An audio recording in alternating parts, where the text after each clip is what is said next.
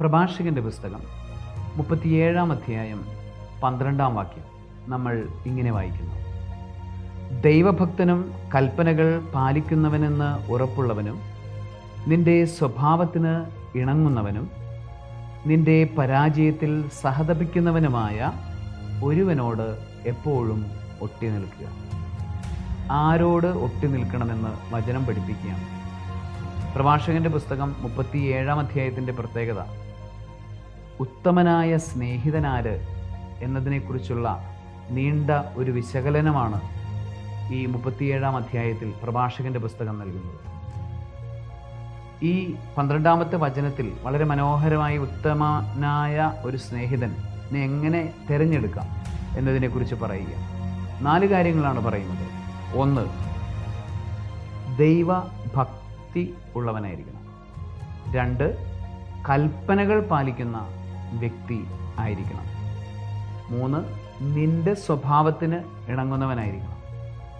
4, നിന്റെ പരാജയത്തിൽ നിന്നോട് സഹതപിക്കുന്നവനായിരിക്കണം. നിനക്ക് എന്തെങ്കിലുമൊക്കെ ഒരു പ്രശ്നം ഉണ്ടാകുമ്പോൾ, നിനക്കൊരു വീഴ്ച ഉണ്ടാകുമ്പോൾ നിന്നോട് സഹതപിക്കുന്ന വ്യക്തികൾ ഉണ്ടെങ്കിൽ അവരായിരിക്കും നിങ്ങളുടെ ഉത്തമ സ്നേഹിതർ. പക്ഷേ അങ്ങനെയുള്ള വ്യക്തികളുണ്ട് എന്നോർത്ത് അവർ ഉത്തമ സ്നേഹിതരാകണമെന്നില്ല. അവർക്ക് മറ്റു 3 ഗുണങ്ങൾ കൂടെ ഉണ്ടോ എന്നുകൂടെ നമ്മൾ നോക്കണം. ഒന്നാമത്തത്, അവൻ ദൈവഭക്തനായിരിക്കണം. രണ്ടാമതായി അവൻ കൽപ്പനകൾ പാലിക്കുന്നവനായിരിക്കണം. ദൈവകൽപ്പനകൾ കാക്കാത്തവരുമായി നമ്മൾ കൂട്ടുകൂടിക്കഴിഞ്ഞാൽ അവരുടെ ആ കൽപ്പനകൾ പാലിക്കാത്ത ആ രീതികളിലേക്ക് നമ്മൾ സാവധാനത്തിൽ വീണുപോകും. ബൈബിളിൽ സോളമൻ രാജാവ് ഏറ്റവും ജ്ഞാനിയായൊരു മനുഷ്യനായി പഴയ നിയമം കാണിച്ചു തരുന്ന വ്യക്തിയാണ്. പക്ഷേ അവൻ്റെ കൂട്ട് ശരിയല്ലായിരുന്നു. അവൻ വിജാതീയരായിട്ടുള്ള ആളുകളുമായി കൂട്ടുകൂടി കൽപ്പനകൾ പാലിക്കാത്ത ആളുകളുമായി അവൻ സമ്പർക്കം പുലർത്തി അവരോട് സ്നേഹിതരായി അവരെ സ്വീകരിച്ചു. ചിലരെയൊക്കെ അവൻ്റെ കൊട്ടാരത്തിൽ വിളിച്ചു വരുത്തി അവരോടൊപ്പം അല്ലെങ്കിൽ അവനോടൊപ്പം മാസങ്ങളോളം വർഷങ്ങളോളം താമസിക്കാനൊക്കെ അവൻ അവസരം നൽകി.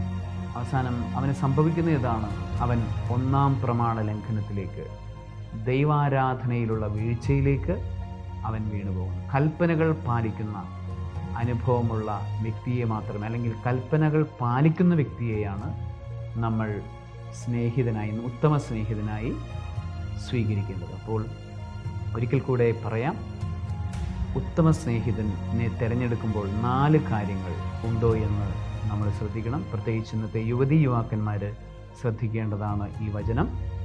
4 കാര്യങ്ങൾ ഇതൊക്കെയാണ്. ഒരിക്കൽ കൂടെ പറയാം. ഒന്നാമതായി, ദൈവഭക്തനായിരിക്കണം.